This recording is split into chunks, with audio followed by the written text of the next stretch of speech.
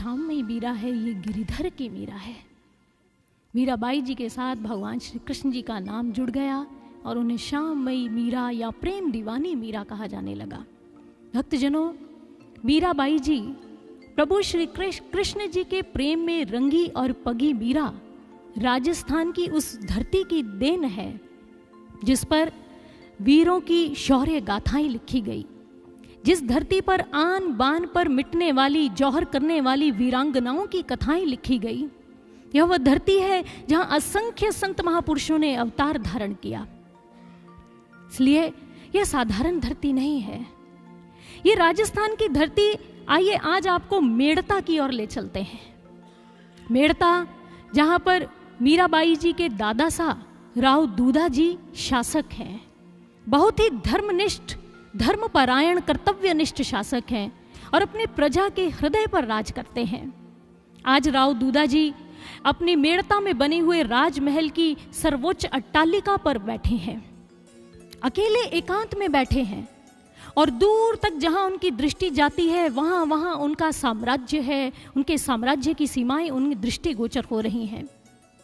वो अकेले बैठे हैं, एकांत में बैठे हैं राव दूधा जी, और उनके मन में स्मृति की अनंत उर्मियों ने घात प्रतिघात करना प्रारंभ कर दिया। यानी कि उनके मन मस्तिष्क में विचार उठने प्रारंभ हो गए।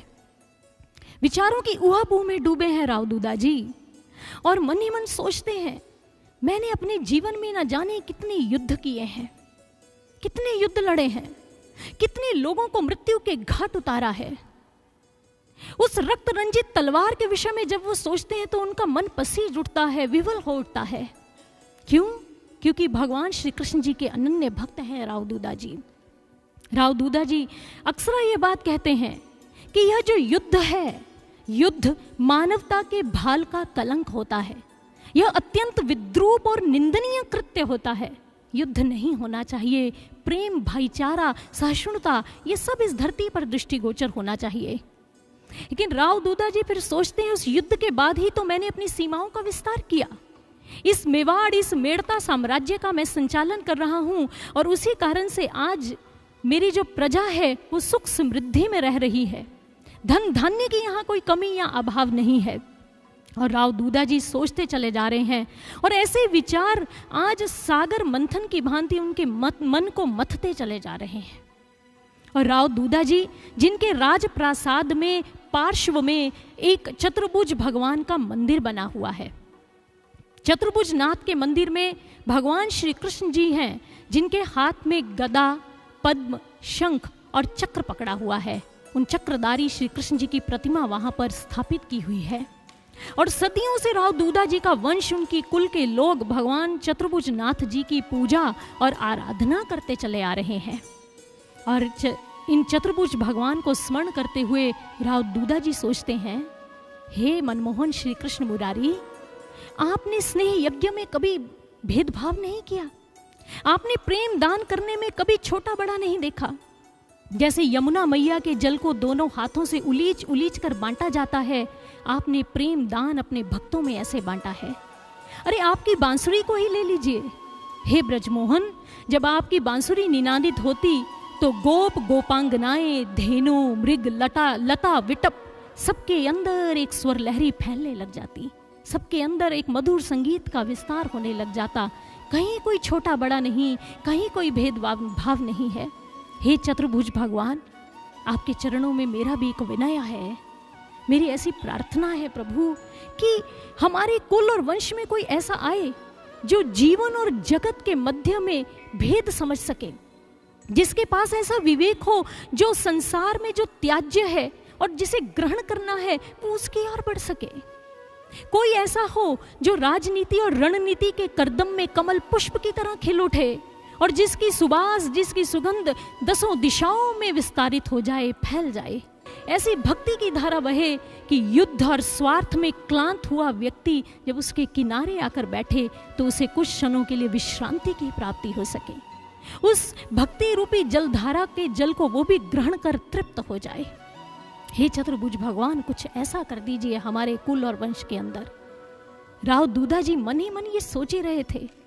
प्रकृति ने भी देख लिया राव दूधा जी अपने वंशज या वंशजा को श्री कृष्ण जी अध्यात्म या धर्म के लिए समर्पित करना चाहते हैं, तो प्रकृति ने भी एक खेल खेला, एक सुंदर क्रीड़ा की। तभी एक अश्वारोही उनके लिए संदेश लेकर आया और उनके पास आकर कहता है, खम्मा गणी हुकुम खम्मा गणी अंदाता, यह संदेश कुड़की से आपके लिए आया है। राव दूधा प्रसन्न हो गए, कुड़की से आए हो? अरे जाओ जलपान ग्रहण करो, बैठो नीचे, जाओ राजप्रसाद के कक्ष में, हम अभी आते हैं। राव दूधा जी के हाथ में वो संदेश पत्रिका पकड़ी हुई है। आपको बता दें, राव दूधा जी के 5 पुत्र हैं और उनके चौथे पुत्र का नाम है रतन सिंह जी और उनकी धर्मपत्नी का नाम है वीर कुंवरी जी, जिसे राव दूधा जी ने कुड़की रियासत दे रखी है। और कुड़की के ग्राम में वो एक राजमहल में निवास करते हैं।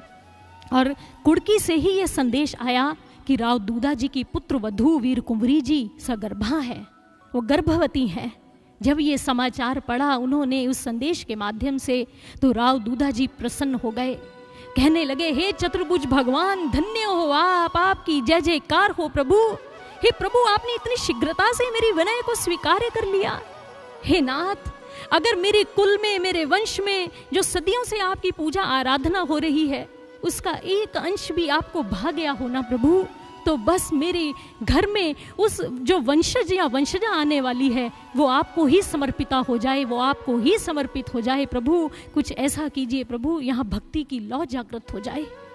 राव दूधा जी अब उस राजप्रसाद की अट्टालिका से नीचे सीढ़ियों से उतरते हुए अपने महल के कक्ष में आ रहे हैं, बड़े प्रसन्न हैं। और इधर कुड़की के अंदर वीर कुंवरी जी, जो रतन सिंह जी की धर्मपत्नी है, वो सगर्भा है, बहुत प्रसन्न है और कहते हैं वो भी भगवान श्री कृष्ण जी की अनन्य भक्त हैं। दिन रात प्रभु श्री कृष्ण जी की पूजा आराधना करना, उनकी कथा को श्रवण करना, उनके भजनों को गुनगुनाना उन्हें बहुत प्रिय कर लगता है। और वीर कुंवरी जी स्वयं भी प्रभु के भजन गुनगुनाया करती हैं, बहुत सुंदर मधुर गायन किया करती थी। और वीर कुंवरी अपनी दासी से बात करती हुई कहती है, दासी, मेरा मन है कि मेरे घर में एक गोपिका आ जाए, क्योंकि कृष्ण को तो गोपी बड़ी प्रिय लगती है ना। दासी ने कहा, जी रानी सा, बहुत प्रिय लगती है उनको गोपी। तो वीर कुंवरी जी अपनी इच्छा व्यक्त करते कहती हैं, मेरी भगवान श्री कृष्ण के चरणों में यह अभ्यर्थना है, ऐसी विनती है कि एक गोपी आए जिनको मैं उनके चरणों में समर्पित कर सकूं, उन्हें निवेदित कर सकूं, उनकी चरण रागिनी बन जाए वो गोपी, बस मेरी यही इच्छा है। प्रभु से उन्होंने यह मांग लिया बड़ी सहजता से। और कहते हैं, उत्तम लक्षणों से परिपूर्ण प्रकृति प्रफुल्लित हो उठी, क्योंकि भक्त का जन्म होने जा रहा है सज्जनों, साधारण बात नहीं है। और इसलिए कहते हैं ना, कुलम पवित्रम जननी कृतार्था वसुंधरा पुण्यवती चतेन, अर्थात वो कुल, वो धरती, वो माँ जननी धन्य हो जाती हैं जब एक भक्त का जन्म होता है, उनका प्राकट्य होता है। और इधर सभी दासियां कक्ष में वीर कुंवरी जी को ले जाती हैं और उत्तम समय में, सही नक्षत्रों में एक सुंदर सी बालिका, एक सुंदर सी कन्या का जन्म हो जाता है। एक दासी भागी भागी चली आई, कहने लगी, अरे वो कह रही है, बधाई हो कुंवर साहब, बधाई हो, बधाई हो, आपके घर संतान ने जन्म लिया है कुंवर साहब। वो भागते हुए अपनी धर्मपत्नी और अपनी संतान के कक्ष में जाते हैं। रतन सिंह जी जैसे ही गए, उन्होंने नन्ही सी बालिका को अपनी गोद में हाथों में उठाया। देखकर वो दंग रह गए, आश्चर्य में डूब गए, कहने लगे, अप्रतिम अप्रतिम, अद्वितीय, अद्भुत, ऐसा रूप, ये तो देवी लग रही है, साक्षात देवी। वो उसको उसकी माता के समक्ष रखकर बाहर चले आए, हीरे मोती के हार लुटाने लगे, अपने सेवकों से कहने लगे, कुड़की को दुल्हन की भांति सजाओ, सभी को मिठाइयाँ बांटी जाए। एक सेवक ने कहा, हुकुम हुकुम, क्षमा कीजिए, मैं पूछना चाहता हूँ क्या पुत्र रत्न हुआ है? रतन सिंह जी ने कहा, अरे रत्ना हुई है, रत्ना, हमारे घर में कन्या आई है और ऐसी कन्या लगती है कि समस्त आर्य भूमि को अपनी तेजस्विता से आलोकित कर देगी, ऐसा लग रहा है सेवक, जाओ जाओ मिठाइयाँ बांटो। और एक समाचार उन्होंने भेजा राव दूधा जी के लिए मेड़ता में कि जाओ उनको भी समाचार दे आओ। और अश्वारोही बड़ी द्रुत गति से जाता है, राव दूधा जी को यह समाचार देता है। राव दूधा जी के पांव आज धरती पर नहीं लग रहे, उन्हें लग रहा है मानो वो आकाश में उड़ रहे हैं। अरे हमारे गृह में एक कन्या आई है, एक बालिका ने जन्म लिया है, बड़े प्रसन्न होते हैं और अपने कुल पुरोहित जी को कहते हैं कि जाइए कुड़की में और कुड़की में जाकर वीर कुंवरी जी, रतन सिंह जी और उनकी उन नवजात कन्या को ले आइए, यहाँ मेड़ता में लिवा लाइए, यहाँ हम धूमधाम से उनका जन्मोत्सव मनाएंगे, सबको बधाइयाँ बांटेंगे। और जैसे ही कुल पुरोहित जी उन सबको अपने साथ मेड़ता में लिवा लाते हैं तो राव दूधा जी उस छोटी सी कन्या को देखकर प्रसन्न हो जाते हैं। कहते हैं, वाह चतुर्भुज भगवान, ये तो आपकी भक्त ही लगती है देखने में, क्योंकि मीराबाई जी वो कन्या, उनकी तेजस्विता बचपन से ही देखने वाली थी। आलोक से परिपूर्ण उनका मुखमंडल था, वो देवी स्वरूपिणी लग रही थी सभी को। और उन्होंने कहा कि मेड़ता की प्रजा के लिए मेड़ता के राजप्रसाद के द्वार उद्घाटित कर दिए जाएं, सभी के लिए पकवान और व्यंजनों का प्रबंध किया जाए। एक और व्यंजन बन रहे हैं, मिठाइयाँ खाई जा रही हैं और प्रजा के लोग आते हैं, बधाई देते हैं, हुकुम आपको बहुत बहुत बधाई हो, इन बालिका के जन्म की, राजकुंवरी जी के जन्म की बहुत बहुत बधाई हो। और इसलिए किसने बड़ा सुंदर कहा, मेड़ते जन्मी मीराबाई, आनंद छायो बजी बधाई, सुनकर समाचार सुख उपजो बाजे ढोल शहनाई, सकल जगत को पावन करने प्रेम की गंगा आई, मेड़ते जन्मी मीराबाई, मेड़ते जन्मी मीराबाई। सभी बधाइयाँ दे रहे हैं, आप सभी को भी भक्त मीराबाई के जन्म की बहुत बहुत बधाई, बहुत बहुत शुभकामनाएं हो। और सभी उस राजप्रसाद के आंगन में पहुँचते हैं और जैसे ही नन्ही सी मीरा को, कन्या को देखते हैं तो सभी मन ही मन सोचते हैं, कुण आयो मारे आंगना, हमारे आंगन में ये कौन आ गया है? ये नन्ही सी बालिका नहीं लगती, ये तो लगता है कि भक्ति देवी ने साकार रूप धारण कर लिया है। वो बार बार सोचते हैं, वो कहते हैं, भावे मेड़ता गोकुल धाम, आज मेड़ता गोकुल जैसा लग रहा है। भगवान का जन्म जब गोकुल में हुआ था तो कैसी रौनक वहाँ लगी थी, कैसी शहनाइयाँ, वाद्य यंत्र बजे थे, कैसी वहाँ प्रसन्नता ही प्रसन्नता थी। अगर ये तो भगवान की अनन्य भक्त का जन्म हुआ है तो आज भावे मेड़ता गोकुल धाम, कुण आयो मारे आंगना, सभी ये सोच रहे हैं और कह रहे हैं कि भक्ति में भीजियो रे महारो गांव, कुण आयो मारे आंगना। सभी प्रसन्नता से भरकर जन्मोत्सव मना रहे हैं। तो चलिए आज राजस्थान की उस पवित्र धरती, उस भूमि पर मेड़ता में चलते हैं जहाँ नन्ही सी मीराबाई जी के जन्म की खुशियाँ मनाई जा रही हैं। आइए हम भी इन खुशियों में सम्मिलित होते हैं। बोले बांके बिहारी लाल की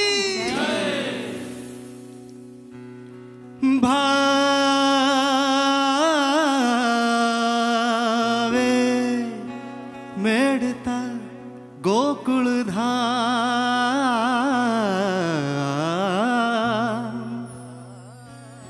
कुण आयो म्हारे आंगना, कुण आयो म्हारे आंगना।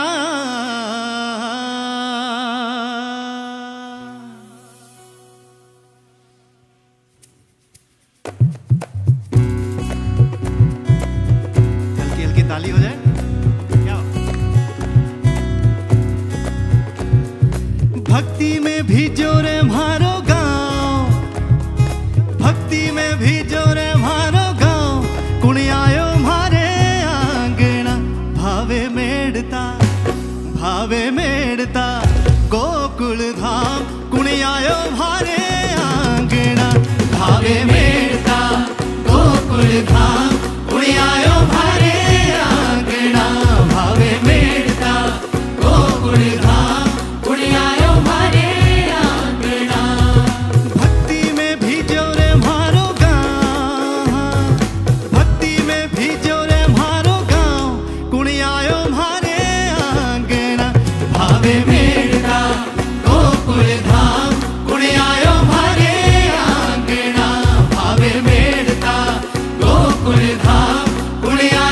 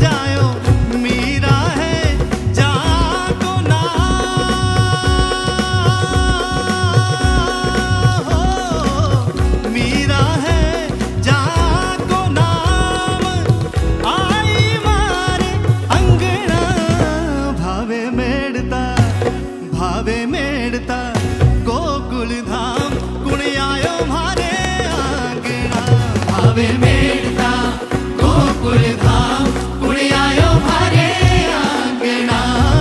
भक्ति में भी जोरे मारा गाँव, भक्ति में भी जोरे मारो गाँव कुड़ी आयो मारे आंगना। भावे मेड़ता गोकुल धाम कुड़ी आयो मारे आंगना। भावे मेड़ता गोकुल धाम कुड़ी आयो मारे आंगना। भावे मेड़ता गोकुल धाम कुड़ी आयो मारे आंगना। गोकुल धाम कुड़ी आयो मारे आंगना। भावे मेड़ता गोकुल धाम कुड़ी आयो मारे आंगना। भावे मेड़ता गोकुल धाम कुड़ी आयो मारे आंगना।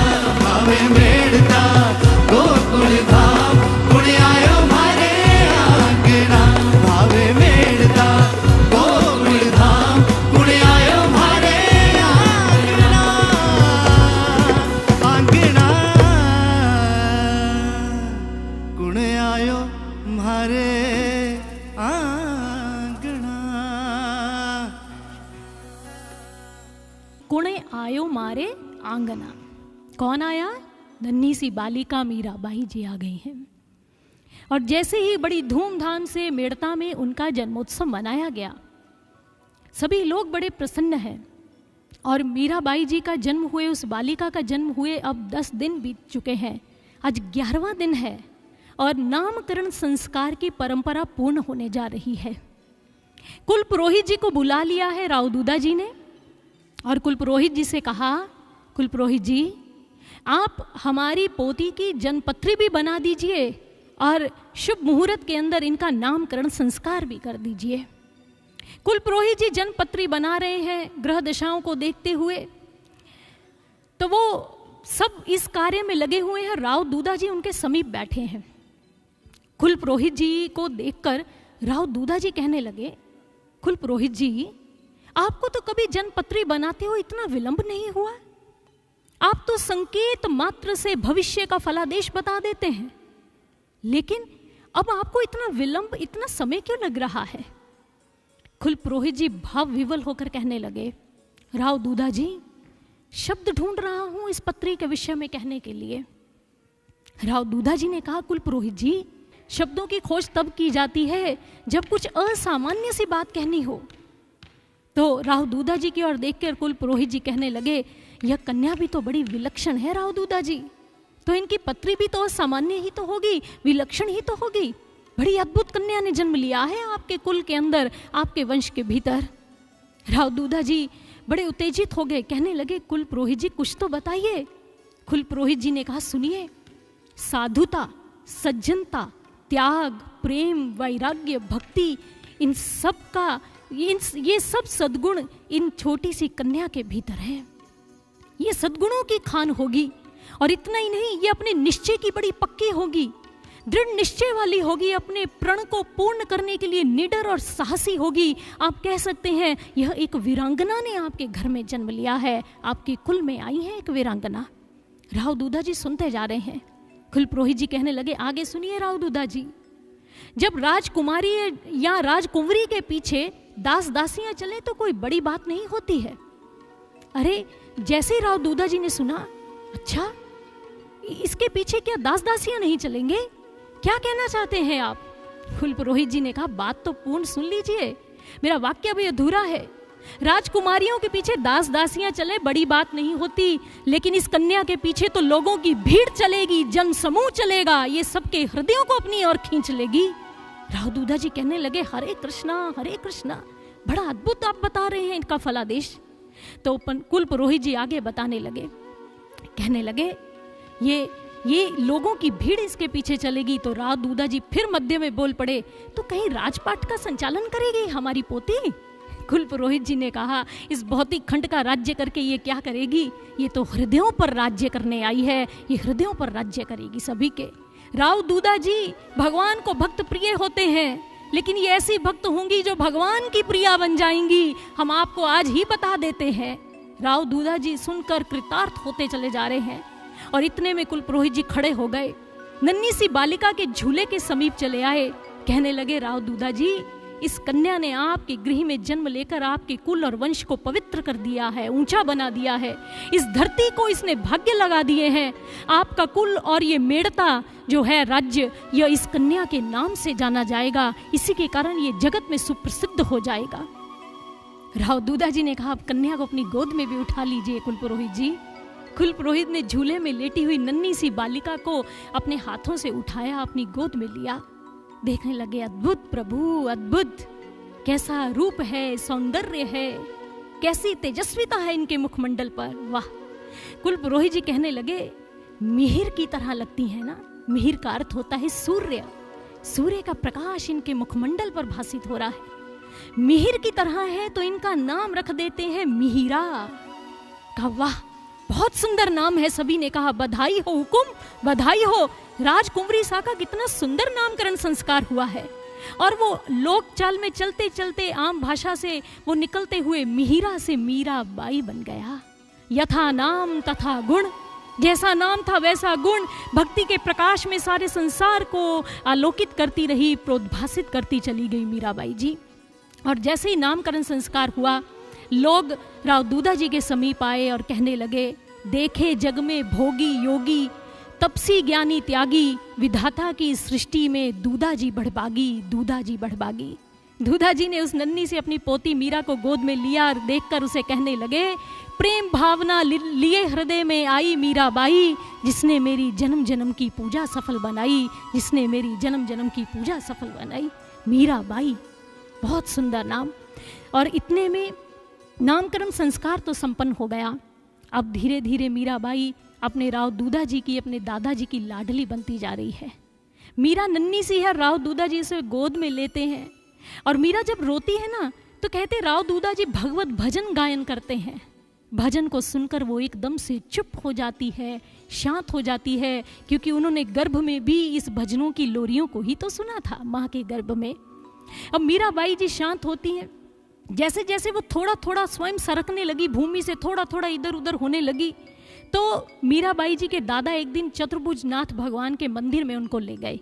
चतुर्भुज भगवान के चरणों के थोड़ी सी दूरी पर मीरा को लिटा दिया और मीरा सरकते सरकते सरकते चतुर्भुज भगवान के चरणों तक पहुंच गई और अपना माथा उनके चरणों पर रख दिया। कहते हैं पूत के पांव पालने में ही दिखाई देने लग जाते हैं। राव दूधा जी प्रसन्न हो गए, ये कृष्ण समर्पिता ही बनेगी, इसने आज चुनाव कर लिया है प्रभु के चरणों का। राव दूधा जी समझ गए और प्रसन्न हो गए। इस प्रकार से मीरा थोड़ी बड़ी होने लगी और मीरा बाई जी ने जब कहते पहली बार नाम लिया तो वो गिरिधर ही बोलती हैं तुतुलाकर, गिरिधर गिरिधर। फिर कहती है कान्हा कान्हा। उनके राव दूधा और माता पिता प्रसन्न होते हैं, दादाजी प्रसन्न हो उठते हैं कि मेरी पोती ने गिरिधर का नाम लिया है। मीराबाई जी का पालन पोषण जो है वो अपने दादा के निरीक्षण में हो रहा है और राव दूधा जी उनको नित्य प्रति कहानियां सुनाते हैं। आज चतुर्भुज नाथ मंदिर में मीरा को ले गए। मीरा थोड़ी बड़ी हुई है और मीरा को वो कहानी सुना रहे हैं चतुर्भुज भगवान की। ये सुदर्शन क्यों धारण करते हैं अपनी तर्जुनी अंगुली पर, ये शंख कब बजाते हैं, इस प्रकार से सारी कहानियां मीरा को सुनाते चले जा रहे हैं। लेकिन भक्तजनों, कितनी समझने की बात है। मीराबाई जी को बचपन में ही कहानियों के माध्यम से वैराग्य, भक्ति, सज्जनता, ये सारे गुणों का रोपण उनके हृदय में कहानियों के माध्यम से कर दिया गया। बाल्यकाल में हमने भी तो अपनी दादी माँ, नानी माँ से बड़ी कहानियां सुनी है। हमारा बचपन भी दादी नानी की कहानियों में ही तो गुजरा है। दादी नानी की कहानियां सुनते सुनते हम कभी परियों के देश में पहुंच जाते थे और कभी कहानी के माध्यम से हमारी नानी माँ और दादी माँ हमारे अंदर त्याग, बलिदान, संवेदना, इन गुणों को बड़ी सहजता से रोपित कर दिया करती थी। हमने अपने बचपन में बड़ी कहानियां सुनी और बच्चों को मनोरंजन देना ये प्राथमिक दायित्व होता है माता पिता का। आज के समय की अगर हम बात करें तो बच्चों को मनोरंजन दिया जा रहा है क्या? टेलीविजन के सीरियल्स। उनको टेलीविजन के सीरियल्स के हवाले छोड़ दिया जाता है और बच्चे जब उनको देखते हैं जिनमें कॉर्पोरेट जगत के झगड़े हैं, षड्यंत्र हैं, घर की हिंसा है, घरेलू झगड़े हैं, ये सब बच्चे देख रहे हैं। कुछ अश्लील चीजें देखते हुए भी वो छोटे छोटे बच्चे पाए जाते हैं। अब आप सोचिए जब वो बड़े होंगे तो उनकी मानसिकता कैसे विकृत और कुंठाओं से भरी होगी। सोचकर भी मन दहल उठता है, भय से कांप उठता है। दादी और नानी की वो कहानियाँ जो हमारे लिए हमसफ़र होती थी पूरे जीवन भर की, आज वो आधुनिकता के कुहासे में कहीं खो गई हैं। कभी मुंशी प्रेमचंद जी जैसे प्रतिष्ठित लेखकों की कलम बच्चों के मन को झांकती और टटोलती हुई कहानियाँ लिखती थी। वो ऐसे ऐसे चरित्रों का गठन कर देते थे, ऐसे ऐसे चरित्रों को गढ़ देते थे कि बच्चे तो क्या, बड़ों के मन को भी वो चरित्र छू जाया करते थे, क्योंकि वो चरित्र सत्यता के, यथार्थ के बड़े समीप होते थे और बच्चे स्वयं अपने आप को उन चरित्रों में महसूस करने लग जाते थे और फलस्वरूप बड़ी सुंदर एक संवेदनाओं की निर्झरनी उनके जीवन में प्रवाहित होने लग जाती थी। आज के बच्चों में भी संवेदनाएं हैं, पर उनके मूल्य बिखरे हुए हैं, उनको समेटने की आवश्यकता है। हमें याद है मुंशी प्रेमचंद जी की एक कहानी ईदगाह, जिसमें हामिद नामक एक छोटा सा लड़का था जो अपनी दादी के साथ रहता है और उनके माता पिता, उनका देहांत हो चुका है। अकेली दादी के साथ वो रहता है और मेले में घूमने की जिद करता है तो दादी उसको 3 पैसे दे देती है, क्योंकि बहुत गरीब है, अधिक नहीं दे सकती। और हामिद वो छोटा बच्चा उन 3 पैसों को लेकर मेला घूमने निकल जाता है। जैसे ही वो मेले में जाता है तो वहाँ देखता है बच्चे झूले ले रहे हैं, बच्चे मिठाइयाँ खाते हैं, कोई खिलौने खरीद रहे हैं। हामिद ने मुट्ठी में 3 पैसे थाम रखे हैं, इनमें से वो कुछ नहीं लेता। वो आगे बढ़ता जाता है और तभी एक दुकान आती है, उस दुकान पर वो लोहे का चिमटा देखता है और उस दुकानदार से कहता है, ये लोहे का चिमटा कितने का है? वो कहता है 5 पैसे का। तो हामिद बोलता है 3 पैसे में दे दोगे क्या? तो उसको उस पर दया आ गई, वो कहता है ले जा, 3 पैसे में ले जा। वो 3 पैसे दुकानदार को देता है और लोहे का चिमटा घर ले आता है और आकर प्रसन्नता से दादी की गोद में बैठ जाता है। दादी माँ देखो, मैं तुम्हारे लिए ये लोहे का चिमटा लेकर आया हूँ।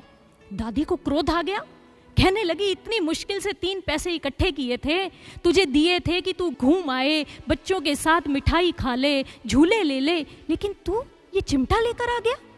हामिद ने कहा दादी मेरा मन भी कर रहा था मैं मिठाई खाऊं, झूले लूं, खिलौने खरीद लूं, लेकिन दादी मुझे याद है जब तुम मेरे लिए रोटी बनाती हो ना, तब तुम्हारी अंगुलियां रोटी बनाते हुए जल जाती हैं दादी माँ, इसलिए मैं लोहे का चिमटा लाया हूँ, अब तुम्हारी अंगुलियां कभी नहीं जलेंगी।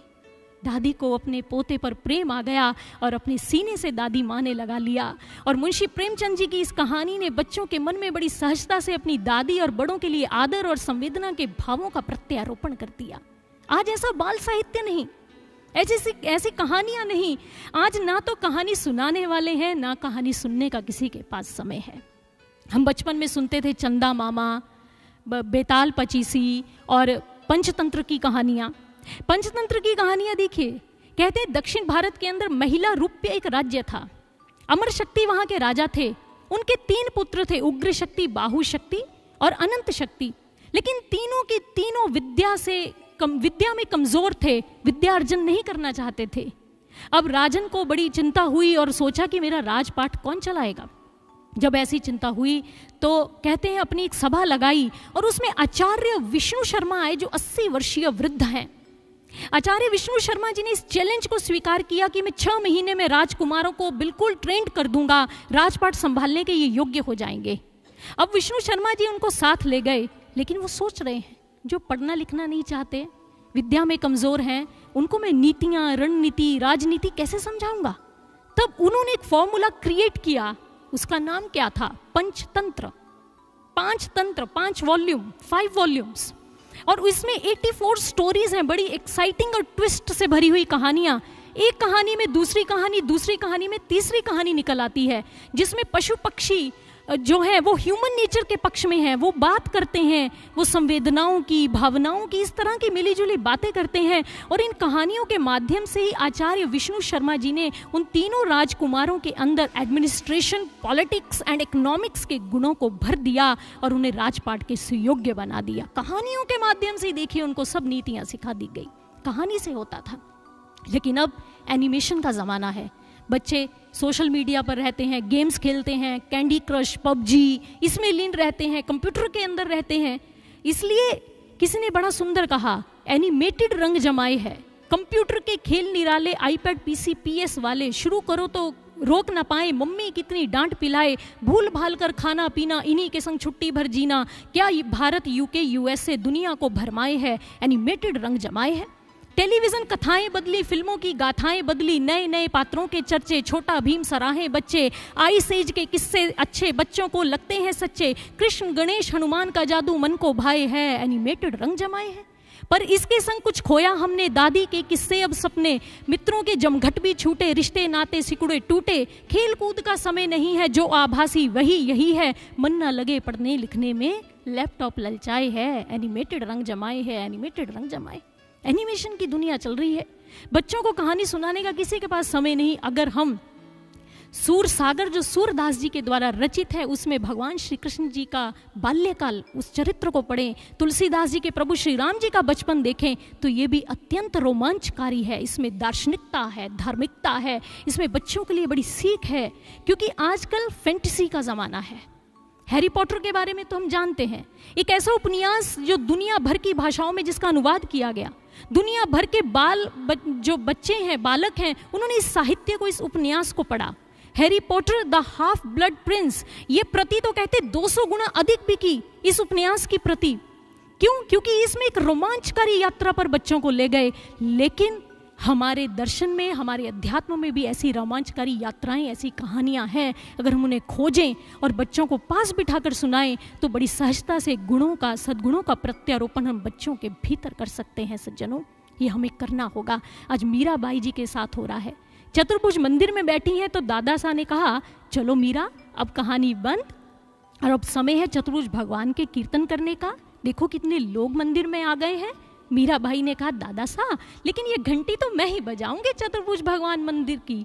तो दादा साहब ने उसे गोद में उठाया और मीराबाई ने उस घंटी को बजा दिया, और तभी साथ ही साथ सभी भक्तों ने प्रभु श्री कृष्ण जी की महिमा को गायन करना प्रारंभ किया। तो बोलिए वृंदावन बिहारी लाल की, भक्तिमती मीराबाई की।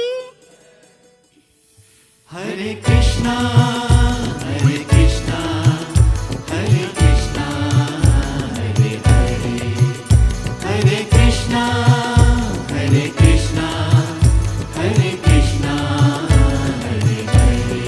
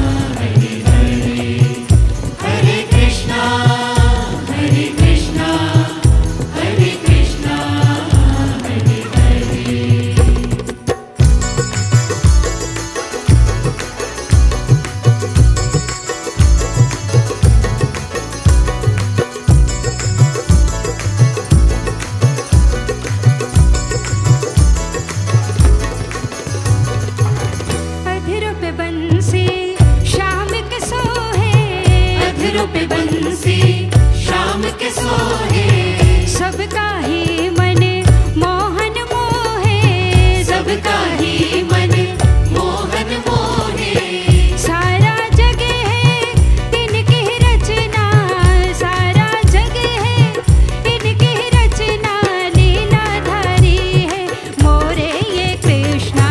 जय कृष्णा, जय कृष्णा कृष्णा गोविंद कृष्णा, जय कृष्णा कृष्णा गोविंद कृष्णा, जय कृष्णा कृष्णा गोविंद कृष्णा, जय कृष्णा कृष्णा गोविंद कृष्णा।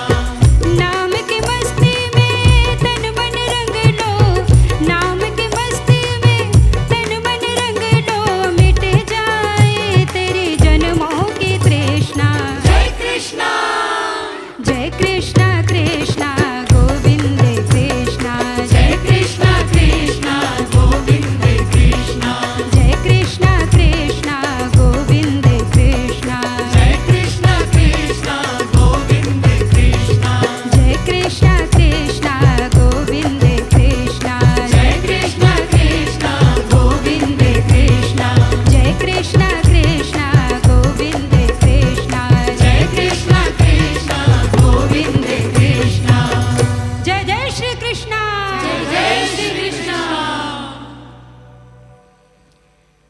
तो आज संध्या में चतुर्भुज नाथ भगवान के मंदिर में भव्य कीर्तन हुआ, जिसमें भक्त खूब नाचे, खूब उन्होंने भजन का गायन किया, कीर्तन में सम्मिलित हुए और इस प्रकार से वो संध्या का समापन हुआ। उसके बाद अगली प्रातः हुई।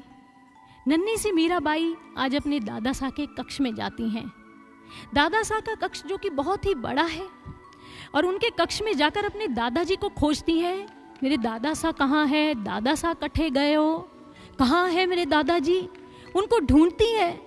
और जब वो नहीं मिलते हैं, किसी भी कोने में कहीं भी बैठे दिखाई नहीं देते मीरा को, तो मीरा आकर सैनिक से, एक सेवादार से पूछती हैं, तुम्हारे दादा साहब कट्ठे गए हो?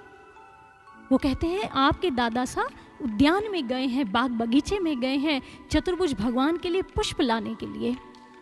मीराबाई नन्ही सी है और वो नन्हे गिरते पड़ते चलती हुई, लड़खड़ाती हुई बाग में पहुंच जाती है। जैसे बाग में गई, वहां आवाजें देती हैं, दादा साहब, दादा साहब। दादाजी ने पीछे मुड़कर देखा, कहने लगे, अरे आज तो हमारी लाडो भी आ गई है बगीचे में सुबह सुबह, क्या करने आई हो यहाँ पर? मीराबाई कहने लगी, दादा साहब मैं भी आपके लिए ना पुष्प चुनूंगी। दादा साहब ने कहा, अच्छा और क्या करोगी? मैं ना आपके साथ ना चतुर्भुज भगवान के लिए ना सुंदर सुंदर हार बनाऊंगी। मीरा की बात सुन के दादाजी को उन पर प्रेम आ गया और प्रेम से उनके गाल को सहलाने लगे। मेरी लाडो इतनी बड़ी हो गई है, भगवान चतुर्भुज जी के लिए हार भी बना देगी। जी दादा साहब, मैं ये सारे कार्य कर दूंगी। दादा साहब कहने लगे, तो फिर भोग का प्रबंध भी कर दे। मीरा सोचने लगी, वो दादा साहब भोग क्या होता है? भोग? अरे जो बाद में बड़ा प्रसाद लेती है ना दोनों हथेलियों में, वो भोग ही तो होता है जो बाद में प्रसाद बन जाता है। मीरा मुस्कुराने लगी और दादाजी के साथ वो फूल चुनती जा रही हैं।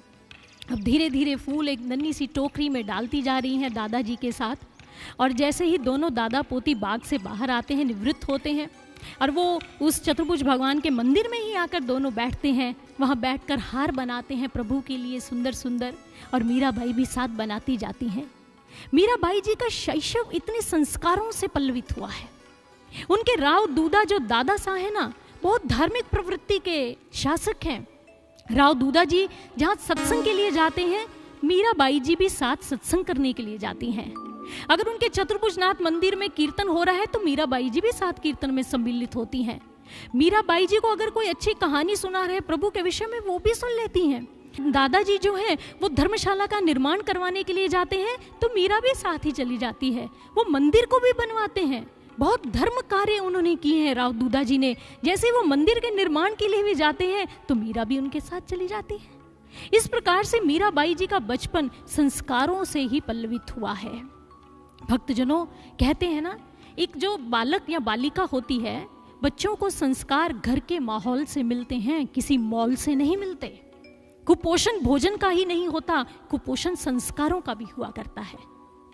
और जापान के अंदर तो ये बात मानी जाती है और ये बात सही भी है, सब जगह यह बात प्रचलित है कि हमारे शरीर का विकास होने के लिए, उसे डेवलप होने के लिए बहुत सारे साल लगते हैं, लेकिन हमारा ब्रेन जो है वो 8 से 10 साल की आयु में ही डेवलप हो जाता है। जो सीख लिया इसी आयु में सीख लिया गया, उसमें वो पक्का होता चला जाता है।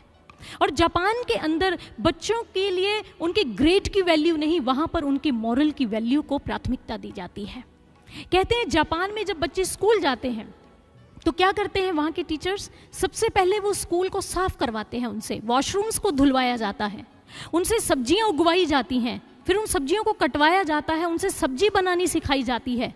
और लंच टाइम में टीचर्स एंड स्टूडेंट्स आपस में मिलकर वो लंच करते हैं ताकि स्टूडेंट्स और टीचर्स में एक बॉन्डिंग पैदा हो सके। इसलिए जापान के स्कूल में जो बच्चे हैं वो स्कूल जाने से कतराते नहीं हैं। जापान देश के बच्चे वो स्कूल में जाना बड़ा पसंद करते हैं क्योंकि टीचर्स और स्टूडेंट्स की बड़ी अच्छी उसमें बॉन्डिंग दिखाई देती है।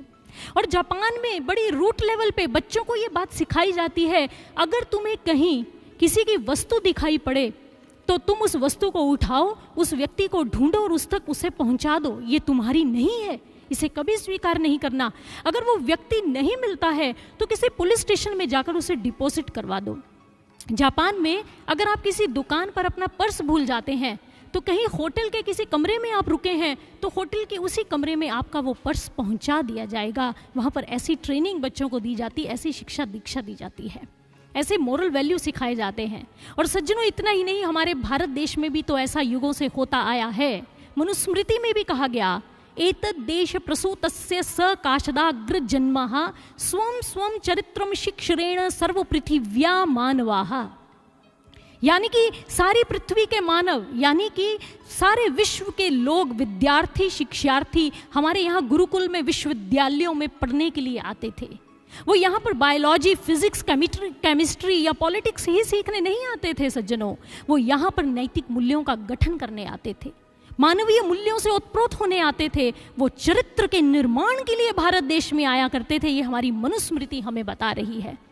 अगर हम रावण और श्री राम जी की तुलना करके देखें, अगर इस बात को समझना चाहें, तो रावण जो बाहरी तौर पर प्रभु श्री राम जी की तुलना में बड़ा ही धनवान था, सोने की लंका उसके पास थी और पॉलिटिक्स में इतना आगे था, देखिए कितना बलवान था, उसने काल को भी बांध रखा था।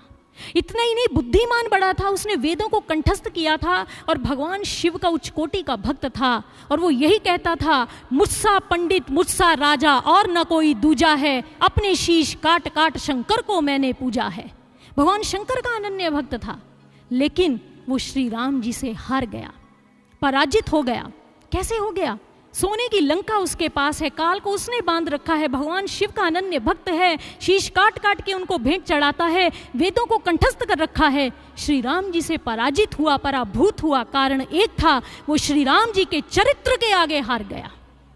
इसीलिए गोस्वामी तुलसीदास जी ने लिखा, रामचरितमानस, प्रभु श्री राम जी के चरित्र को अपने मानस में, अपने अंतःकरण में, अपने जीवन में उतार लो। ऐसा चरित्र अपना बना लो, उसका निर्माण करो। हम आपको बताना चाहते हैं, अभी पिछले वर्ष में माननीय राष्ट्रपति जी की ओर से हमारे देश में जिन लोगों ने समाज में योगदान दिया, उन्हें पद्मश्री पुरस्कार से सम्मानित किया गया। और कहते हैं 73 वर्षीय तुलसी गौड़ा जी, एक वृद्धा स्त्री आई। जब वो राष्ट्रपति भवन में आई तो लाल कालीन पर जैसे ही उन्होंने पांव रखा तो सभी देखकर हैरान हो गए।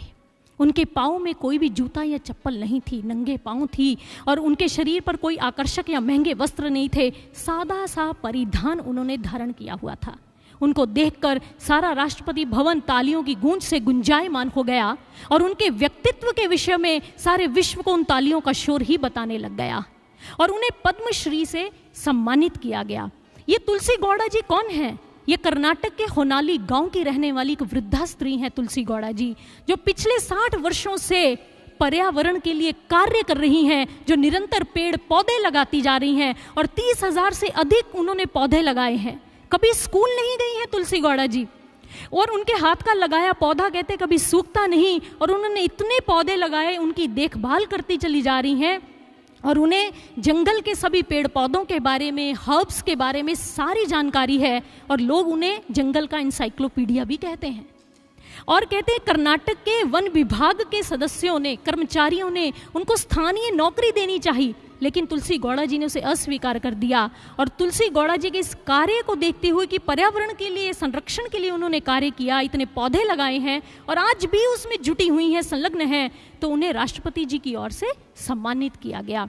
तुलसी गौड़ा जी ने यह बात सिद्ध कर दी, जिस प्रकार से एक कविता में शब्द की योजना को नहीं, उसके भाव का महत्व होता है, एक चित्र में उसके रंगों का नहीं, उसकी कला का महत्व होता है, ठीक उसी प्रकार से एक व्यक्ति में उसके शारीरिक स्तर का नहीं, उसके चरित्र का महत्व होता है। ये तुलसी गौड़ा जी ने बता दिया और उन्होंने सिद्ध किया कि हमारी भारतीय संस्कृति में चित्र की नहीं, चरित्र की पूजा की जाती है। ये ऐसी संस्कृति है सज्जनों।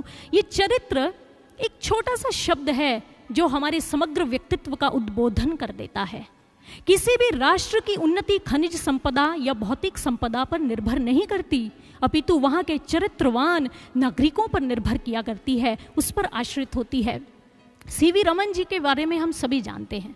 सीवी रमन जी जो कि भौतिक वैज्ञानिक हुए, प्रख्यात हैं और उनको नोबेल पुरस्कार भी दिया गया था। उनको एक बार अपने लिए सहयोगी की आवश्यकता थी, तो उन्होंने विज्ञप्तियां दी, विज्ञापन दिए समाचार पत्रों में। जब आवेदन आए तो इंटरव्यू हुई, तो उसमें एक नवयुवक आया, तो उन्होंने देखा कि भौतिक विज्ञान में उन्होंने कहा तुम कमज़ोर हो, इसलिए ये नौकरी तुम्हें नहीं मिल सकती। वो युवक वहाँ से चला गया। सीवी रमन जी जैसे अपने ऑफिस का कार्य निपटाकर अपने ऑफिस को बंद करके बाहर आए, तो उन्होंने देखा वहीं सड़क पर वो नवयुवक घूम रहा था। सीवी रमन जी ने उस नवयुवक को कहा, तुम्हें पता नहीं चला, तुम्हें नौकरी नहीं मिल सकती है, तुम यहाँ अपना समय व्यर्थ कर रहे हो। उस नवयुवक ने सीवी रमन जी से कहा कि सर, मैं इसलिए यहाँ नहीं घूम रहा हूँ, मुझे नौकरी चाहिए। सर, मैं इसलिए घूम रहा हूँ, आपकी कार्यालय की ओर से हमें आने जाने का जो किराया दिया गया है वो मेरे लिए धनराशि कुछ अधिक है। मैं आपके कार्यालय के लिपिक की प्रतीक्षा कर रहा हूँ ताकि मैं अतिरिक्त धनराशि को वापस लौटा सकूँ। सीवी रमन प्रसन्न हो गए, उसके कंधे पर हाथ रख के उसे थपथपाया और कहने लगे, नवयुवक, तुम्हें ये नौकरी मिलती है, तुम नौकरी पर रखे जाते हो। उसने कहा, आपने तो कहा था भौतिक विज्ञान में कमज़ोर हूँ। सीवी रमन जी ने कहा, भौतिक विज्ञान में जो कमज़ोरी है वो अध्ययन से मैं तुम्हारी ठीक करवा सकता हूँ, लेकिन तुम्हारे चरित्र में ये जो ईमानदारी का गुण है ये मुझे कहीं से नहीं मिलेगा, इसलिए इस नौकरी के योग्य तुम ही मुझे लगते हो। उसे नौकरी पर नियुक्त कर लिया गया। इसलिए कहा गया, वृत्तं यत्नेन संरक्षेत वृत्तमा याति याति च अक्षीणो वित्ततः क्षीणः वृत्ततस्तु हतो हतः। यानी कि धन आता है, चला जाता है। धन के नष्ट होने से चरित्र का नष्ट होना नहीं माना जाता, लेकिन अगर चरित्र नष्ट हो गया, आपके पास धन के अंबार भी होंगे, तब भी आप धनवान नहीं होंगे, क्योंकि आप चरित्र से गिर चुके हैं। इसलिए सज्जनों, अपने चरित्र का गठन करें, उस पर ध्यान दें। और गुरुदेव सर्वश्री आशुतोष महाराज जी कहा करते हैं, पहले जागरण फिर सदाचरण। हमारे जीवन में सर्वप्रथम जागृति आती है, जिसके आधार पर हमारा आचरण सदचरित्र की ओर बढ़ जाता है। मुझे शेक्सपियर की कविता की एक भावार्थ याद आ रहे हैं। शेक्सपियर जी ने रोज एंड कैंकर ब्लूम्स कविता लिखी सोनेट 54 में। Sonnet 54 rose and canker blooms में वो कहते हैं कि दो तरह के गुलाब होते हैं, एक जंगल में खिलता है, एक बगीचे में लगता है। जो जंगल का गुलाब है बाग वाले गुलाब की हूबहू कॉपी होता है, उसी की तरह लगता है, लेकिन उसमें सुगंध नहीं होती। वो अकेला ही जंगल में खिलता है, मुरझाता है और उसकी मृत्यु हो जाती है। लेकिन जो बाग और उद्यान में खिला गुलाब का पुष्प है, उसकी फ्रेग्रेंस को लेने के लिए सभी उसकी ओर खींचे चले आते हैं, और जब वो दुनिया से जाता है तो उसे स्वीट डेथ कह दिया शेक्सपियर जी ने उसकी। वो कहते हैं इसी प्रकार से वो विशेषकर नवयुवकों को संबोधित करते कहते हैं उस कविता में कि तुम भी अपने अंदर इन सद्गुणों की सुवास लेकर आओ, तुम्हारे चरित्र में सद्गुणों की फ्रेग्रेंस होनी चाहिए। तो तुम जब ऐसे बनोगे तो मैं अपनी पोइट्री में तुम्हारे व्यक्तित्व को भर दूंगा और सारी दुनिया के आगे मैं प्रस्तुत कर दूंगा। वो भी चरित्र का गठन करने की बात कहते हैं। इसलिए गुरु महाराज जी कहते हैं, अगर राष्ट्र का निर्माण करना है तो व्यक्ति का निर्माण करना होगा, उसके चरित्र का निर्माण करना होगा। उसके लिए पहले जागरण फिर सदाचरण। अब ये जागरण क्या है? इस भौतिक संसार में जागने की निशानी क्या है? स्थूल नेत्रों का खुलना। और आध्यात्मिक क्षेत्र में जागरण किसे कहते हैं? अंतरचक्षु का खुल जाना। जब सदगुरु की कृपा से हमें ब्रह्म ज्ञान की दीक्षा मिलती है, वो हमारे इस मस्तक पर कृपा का हाथ रखते हैं, तब आज्ञा चक्र जो है हमारा तीसरा नेत्र, ये उन्मीलित होता है, उद्घाटित होता है, खुलता है। हम भीतर उतरते हैं, ईश्वर के प्रचंड प्रकाश स्वरूप का दर्शन प्राप्त करते हैं, और उसके बाद उस ध्यान साधना, इस ब्रह्म ज्ञान की करते हुए हमारे अंदर जो कमियां त्रुटियां हैं उसे छांट छांट कर बाहर निकालते जाते हैं। ठीक वैसे ही जैसे एक माली करता है ना, उसके पौधे के आसपास जो घास फूस उगाता है वो उसकी कटाई छटाई कर देता है, ऐसे ही वो साधक उस ब्रह्म ज्ञान के प्रकाश का दर्शन करने के बाद अपनी ध्यान साधना के माध्यम से अपनी त्रुटियों और कमियों की कटाई छटाई करता है और अपने चरित्र को उत्कृष्ट बनाता चला जाता है। इसलिए ये जागृति जो होती है ये आंतरिक जागृति है।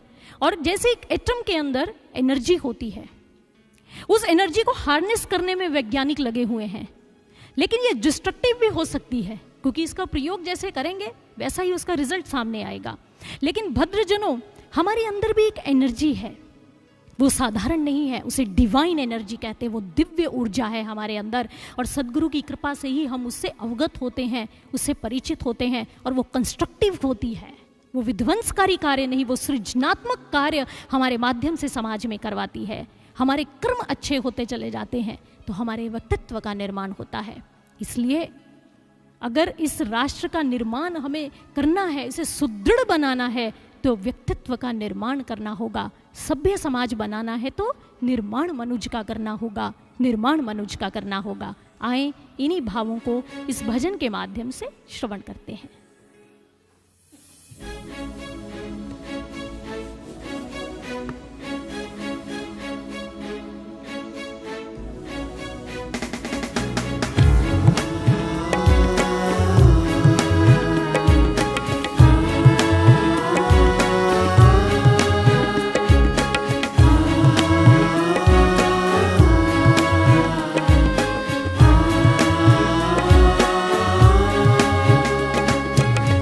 समाज बनाना है तो, सभ्य समाज बनाना है तो निर्माण मनुज का करना होगा, निर्माण मनुज का करना होगा, निर्माण मनुज का करना होगा। आचरण में शुभ संस्कारों और सद्गुणों को भरना होगा,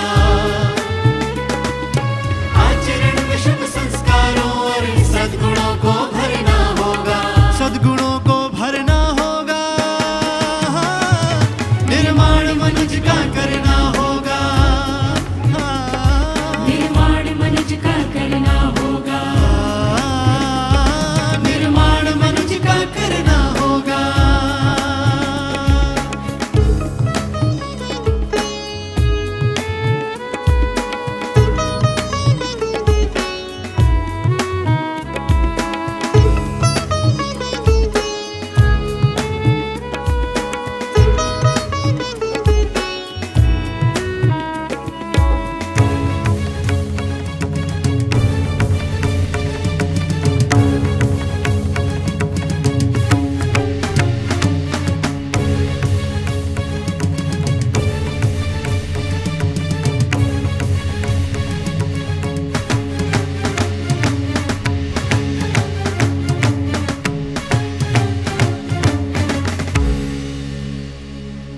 मानव के चिंतन चरित्र में आज असुरता है छाई,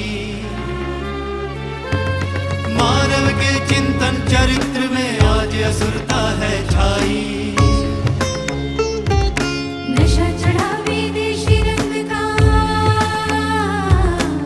मानसिकता बोराई, नशा चढ़ा विदेशी रंग का,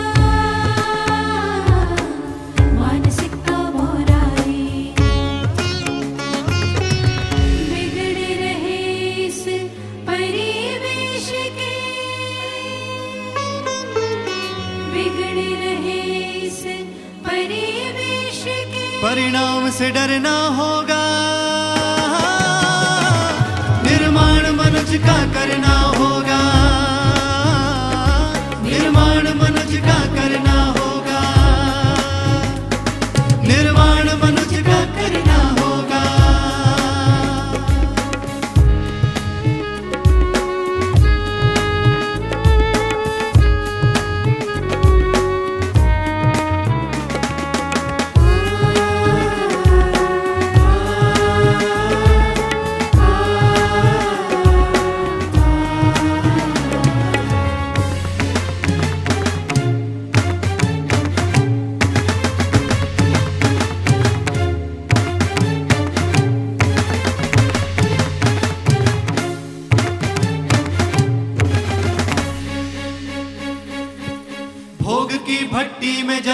आज जलती है देखो,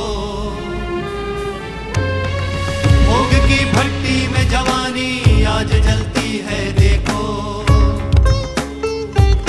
बदन के तमस में जीवन की शाम ढलती है देखो, बदन के तमस में जीवन की शाम ढलती है देखो। संभलो अब भी नई पीढ़ी का, संभलो अब भी नई पीढ़ी का। धूमिल भविष्य वरना होगा, निर्माण मनुज का करना होगा, निर्माण मनुज का करना होगा, निर्माण मनुज का करना होगा।